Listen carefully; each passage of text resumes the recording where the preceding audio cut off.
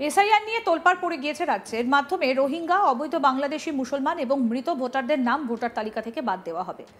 অন্যদিকে কোনো বৈধ ভোটারের নাম যেন বাদ না যায় সেই দাবি তুলেছে তৃণমূল কংগ্রেস। আর এরই মাঝে বড় খবর, এসআইআর এর মাধ্যমে 1 কোটির ওপরে মতুয়াদের নাম বাদ যেতে পারে এমনই আশঙ্কা করেছিলেন রাজ্যসভার তৃণমূল সাংসদ তথা ঠাকুরনগর ঠাকুরবাড়ির সদস্যা মমতা বালা ঠাকুর। আর এবার ঠাকুরনগর ঠাকুরবাড়িতে আমরণ অনশন শুরু করলেন মমতা বালা ঠাকুরের নেতৃত্বাধীন অল ইন্ডিয়া মতুয়া মহাসংঘের গোসাই পাগলেরা। ভার্চুয়ালি অনশনের সূচনা করেছেন মমতা বালা ঠাকুর। 24 জন মতুয়া গোসাই পাগল অনশন করছেন। তাদের দাবি, বাংলাদেশি ঘোষণা এবং বাংলাদেশি কাগজ দেখিয়ে নাগরিকত্ব নয়, ভারতে স্থায়ীভাবে বসবাসকারী মতুয়া সহ দেশভাগের বলি ছিন্নমূল মানুষদের নাগরিকত্ব দিতে হবে। অল ইন্ডিয়া মতুয়া মহাসংঘের সাংগঠনিক সম্পাদক সুকেশ নরোত্তম বিশ্বাস বলেন, এসআইআর এর নামে মানুষ ভীত সন্ত্রস্ত। আমাদের বড় মা বলেছিলেন, নিরপেক্ষতা রেখে সর্বধর্মকে সমন্বয় করে নিঃশর্তে নাগরিকত্ব দিতে হবে। এখন যেসব শর্ত চাপিয়ে দেওয়া হচ্ছে এরই বিরুদ্ধে আমাদের প্রতিবাদ। এখানে যারা অনশনে বসেছেন তারা কেউ রাজনীতির লোক না। নরোত্তমের দাবি, যতক্ষণ না কেন্দ্রের কোনো প্রতিনিধি এসে তাদের আশ্বস্ত করছেন ততক্ষণ আন্দোলন চলবে। প্রায় একই ধরনের কথা শোনা গেল অল ইন্ডিয়া মতুয়া মহাসংঘের পত্রিকা সম্পাদক জগদীশ হালদারের মুখেও। কি বলছেন তিনি, শুনব। এটাকে আমরা অস্বীকার করছি না। আমরা অল ইন্ডিয়া মতুয়া মহাসংঘ, আমরা মমতা ঠাকুর পন্থী। আমরা সবসময় একটা জিনিসই বলতে চাইছি, যারা ভুয়ো ভোটার, যারা মৃত ভোটার বা যারা অবৈধভাবে এখানে এসে বসবাস করছে তাদের ভোট কাটা যাক। এবং পূর্বে যে সমস্ত এসআইআর হয়েছিল তাতে দেখা গেছিল যারা মৃত ভোটার, যারা বিভিন্ন জায়গায় ভোট দিচ্ছে সেগুলো কাটা গেছিল। কিন্তু এবার যে শর্ত আরোপ করেছে, যে 12টা শর্তের ভিতরে দেখা যাচ্ছে যে সেইগুলো যদি পূরণ করতে যেতে হয় তাহলে অনেকের নাম বাদ যাবে।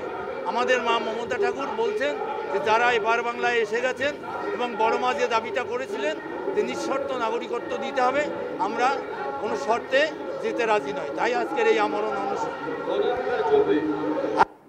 চলবে যতক্ষণ পর্যন্ত কেন্দ্রীয় সরকার আমাদেরকে এবং আমাদের মা মমতা ঠাকুরকে আশ্বস্ত না করছেন, তত সময় আমাদের আমরণ অনশন চলতে থাকবে।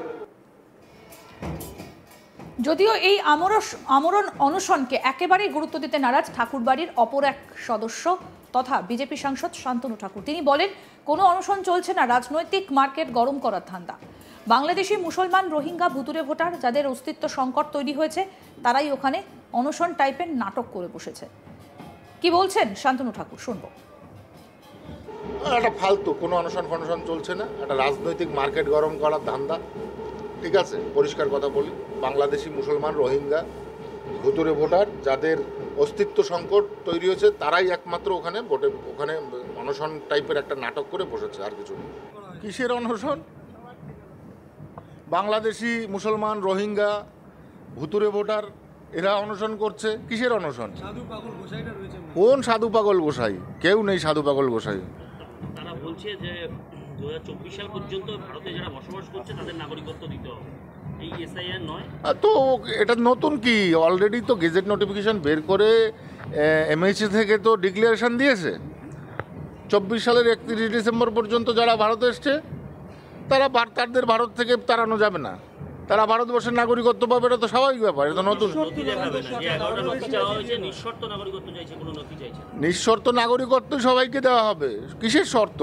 সরকার যেখানে, আমি একটা সিম্পলিফিকেশন করি, সরকার যেখানে যেচে নাগরিকত্ব দিচ্ছে তার আবার শর্ত কি? কারুর কথাতে কি সরকার নাগরিকত্ব দিচ্ছে? আমরা আবেদন করেছি দীর্ঘ সময় ধরে, সেই কথা মাথায় রেখে আজকে কেন্দ্রীয় সরকার স্বরাষ্ট্র মন্ত্রণালয় আজকে সেটাকে সিএ পাশ করিয়েছে। তারপরে এও বলেছে 24 সাল পর্যন্ত। তো স্বাভাবিকভাবেই এই উদ্বাস্তু মানুষদের প্রতি যে সিম্প্যাথি কেন্দ্রীয় সরকারের রয়েছে সেটাও অস্বাভাবিক। এখানে একটা বাজার গরম করার জন্য, চেয়ার গরম করার জন্য যখন যা খুশি তাই করে বসছে। কারা করছে? বাংলাদেশি মুসলমান, রোহিঙ্গারা এখানে রয়েছে। কোনো অনশন কিচ্ছু নেই, এগুলো একটা ফাজলামো। রাজনৈতিক চেয়ার গরম করা, আর সময় পেল না। আরে মতুয়ারা কাদের পক্ষে, আপনারা সেদিকে ফলো করুন। আজকে দেখুন না বাইরে অবস্থাটা কি। কিসের অনশন? কোন মতো অনশন করবে? কোনো প্রতিনিধি ওই সমস্ত বাংলাদেশি রোহিঙ্গাদের, বাংলাদেশি মুসলমানদের বিষয়ে আসে না।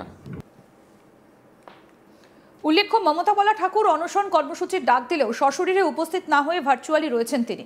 মধ্যপ্রদেশের স্ট্যান্ডিং কমিটির মিটিংয়ের জন্যই অনশন মঞ্চে সশরীরে তিনি উপস্থিত হতে পারেননি বলে জানিয়েছেন অনশনকারীরা। যদিও মমতা বালার অনুপস্থিতির বিষয়টিকে কটাক্ষ করেছেন শান্তনু ঠাকুর। এবার শোনাই আর কি বলেছেন বিজেপি সাংসদ শান্তনু ঠাকুর।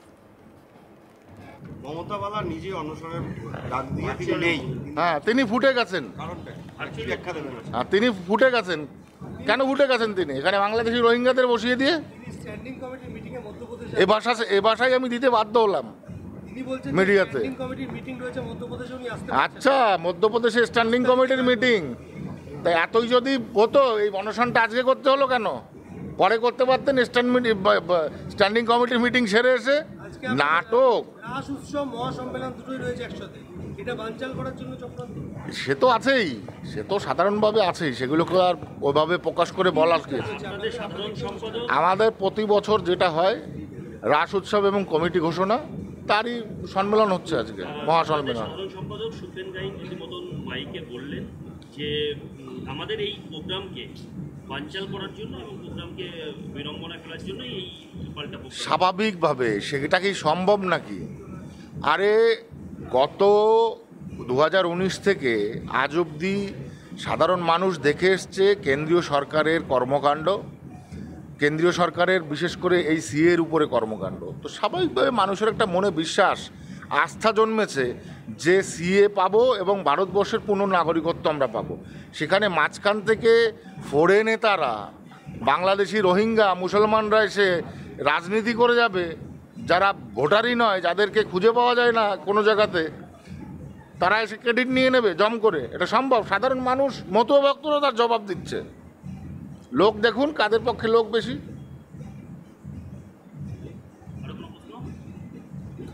বলা হচ্ছে যে আজকে তো সম্মেলন সবাই জানতো, কিন্তু এই দিনটাকে কেন বেছে নেওয়া হলো বলে আপনি কি? অনশনের জন্য আজকের দিনটাই বেছে নেওয়া হলো। আরে বললাম তো কনস্পিরেসি, এটাকে একটা বানচাল করার জায়গা, বল রাজনৈতিক নাটক, চেয়ার গরম করা, আর কিচ্ছু না।